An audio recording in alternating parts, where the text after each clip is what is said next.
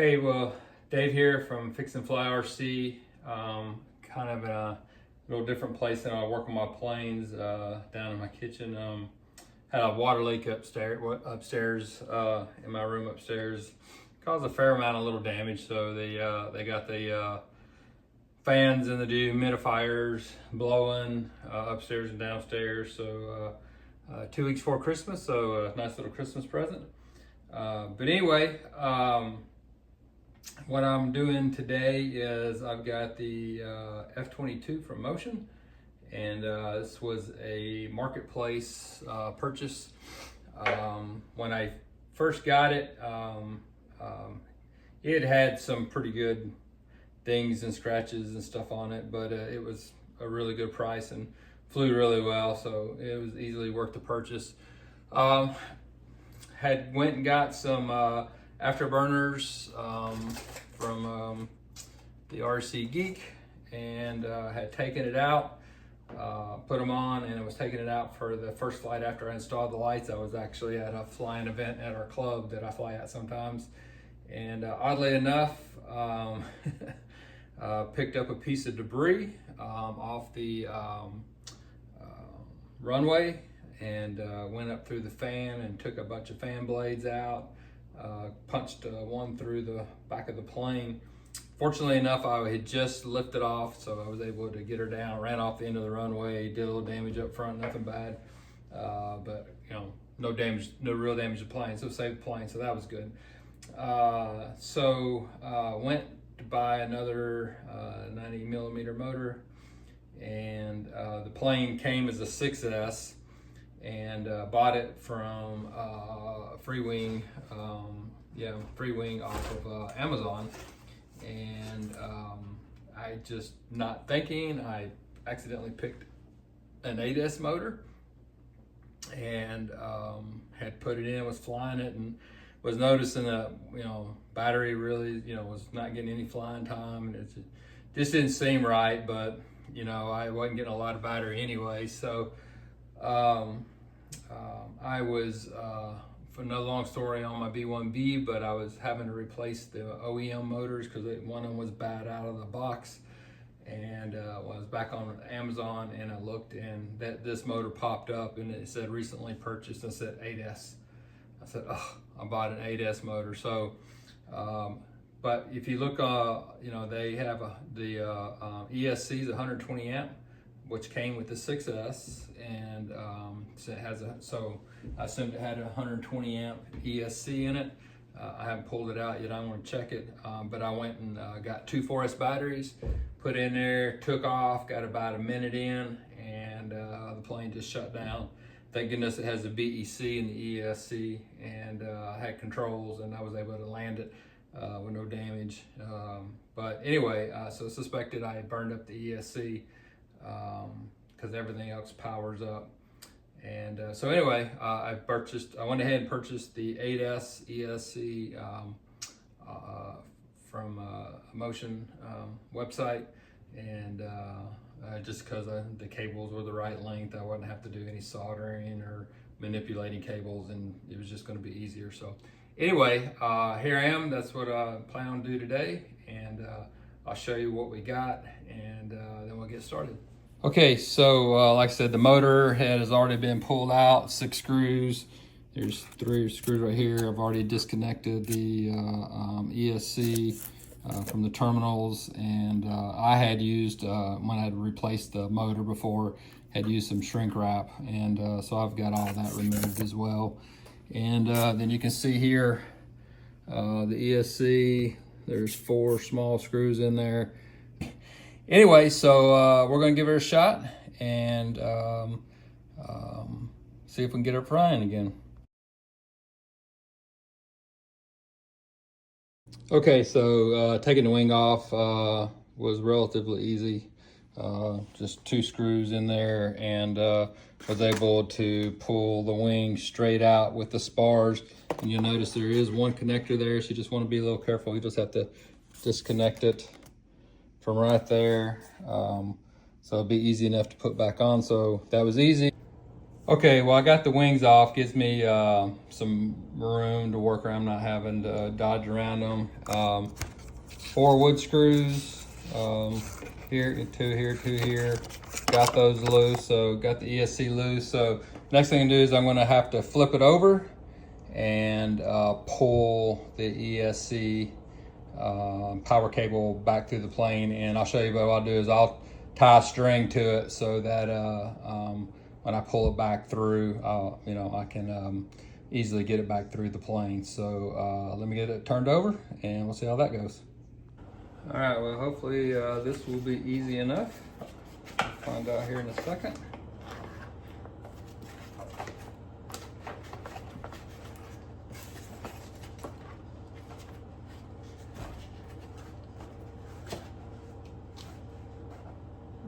I'm going to pause here for a minute. Looks like there's a zip tie that's got some wires zip tied together. I need to, well, I don't know. Let me see.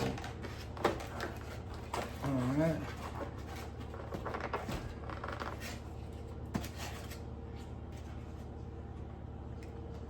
That's the BEC.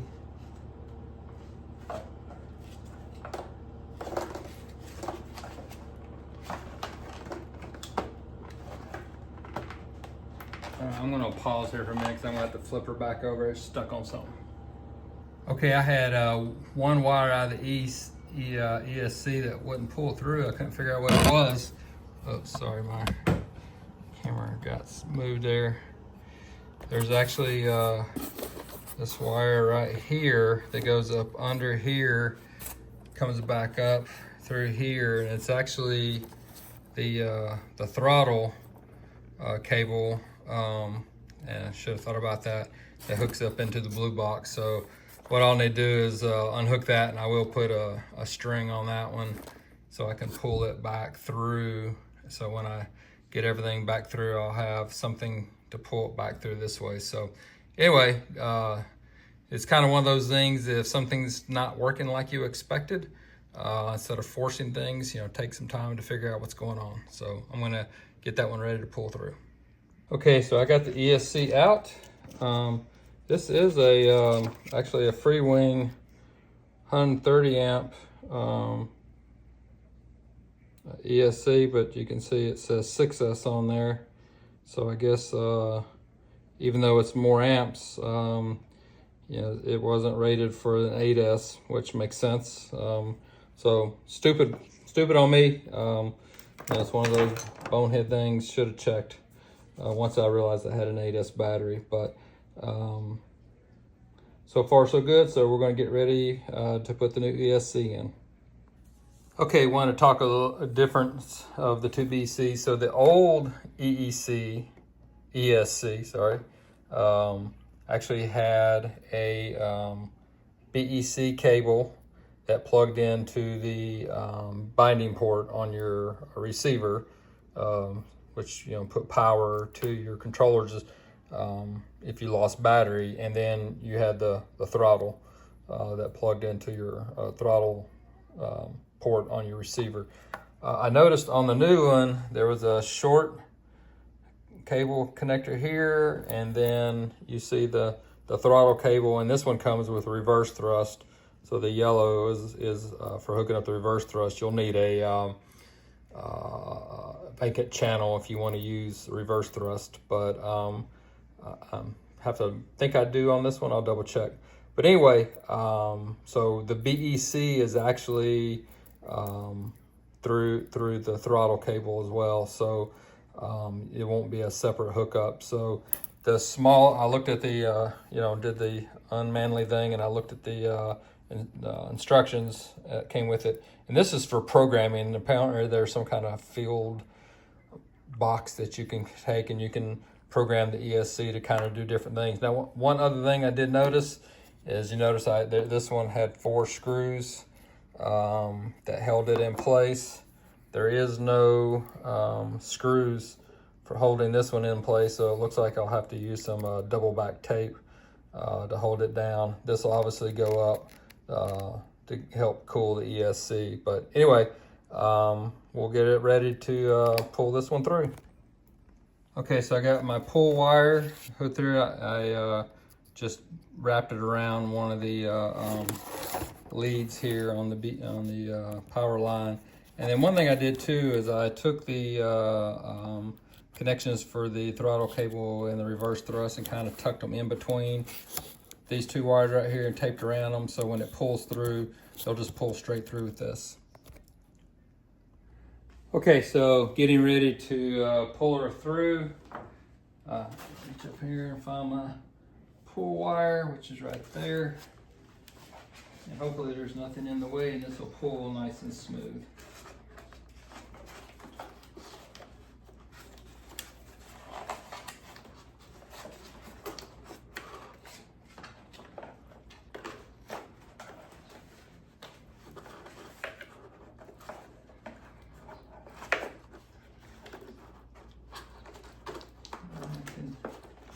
Fill the power wire, so I want to flip it over.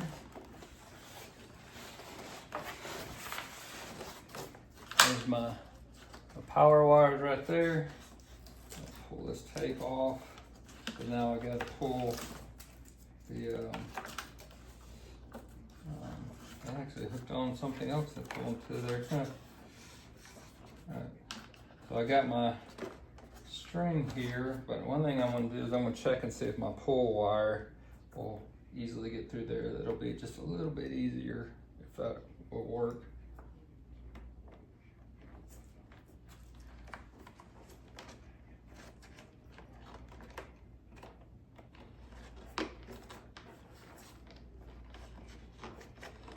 Yeah, it's not really wanting to make that 90-degree turn and a bunch of wires under there.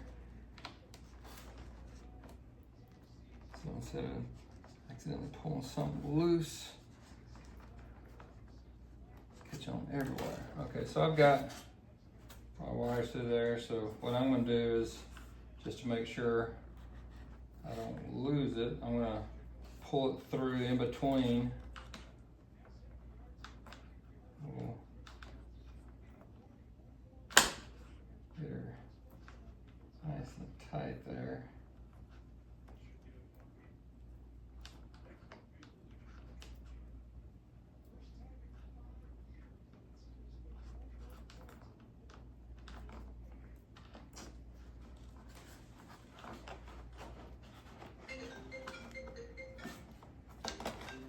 Yeah, got it. Had a phone call there, sorry. So anyway, so pulling the throttle cable and the reverse thrust through. Maybe. Here they come. There we go. There they are. All right. Take the wire, the string loose here.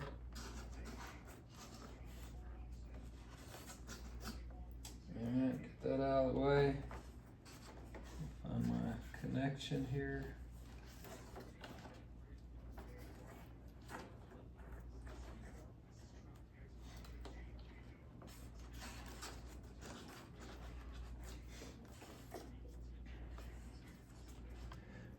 Okay, got disrupted a little bit, so I'm not sure where exactly I left off, so we'll see how I splice this together. But I've got my throttle cable hooked up to my receiver, and so now I wanted to just check, make sure the motors are working, and make sure they're turning in the right direction, because if you haven't replaced an ESC or motor, if you didn't mark your connections when you took them off, the motor can run backwards, and if you get it all back together, hadn't checked it, you got to pull all back apart. So because I had a different ESC, you know, I wasn't sure about the marking, so I went ahead and plugged it up, and sure enough, it was backwards.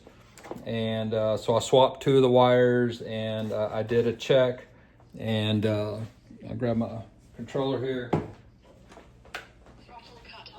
and we can just do a low volume check and getting nice air coming through here, so I know I got there. So what I'm going to do now is make sure that I've got my ESC connectors here. I'm going to get me either some shrink tape or maybe some electrical tape, and so I don't have to disconnect it again. And get those secure, get the motor tied back down, secure my ESC, and like I said, there's no screws to hold it down, so it looks like I'll have to use some double back tape with that, and then I may run a little hot glue beside it just as a little extra protection. But anyway, get everything all hooked back up, and hopefully she'll be ready to fly. So we'll see how it goes. Hey, Dave here. So at this point in the video, any seasoned guy probably realized the mistake that I made in checking for my EDF blowing in the right direction, and actually it was reversed.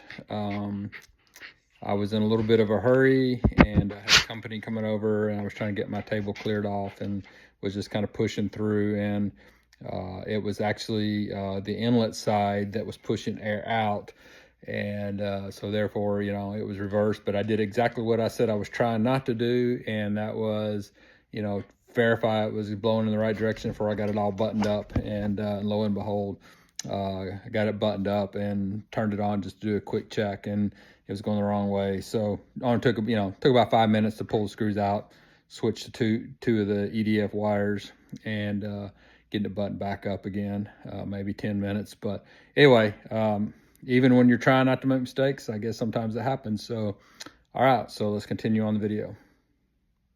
Okay, so I have her buttoned up, or fixing to finish buttoning her up. Just got to put my cover here on. See, I've got the ESC down there. Got some wires that were there secured down so they don't come loose. It's down with double back tape. I hope, you know, it doesn't heat up and come loose. I'll check it, but I went ahead and put a little bit of hot glue here and a little bit of hot glue on the front, just to give a little extra security, but you don't want to do too much. You definitely don't want to mess up the airflow coming over the cooling vanes there. So, but anyway, got my 6 screws in, got my wires secured, and I'm going to button her up, and when the weather clears, she'll be good to fly.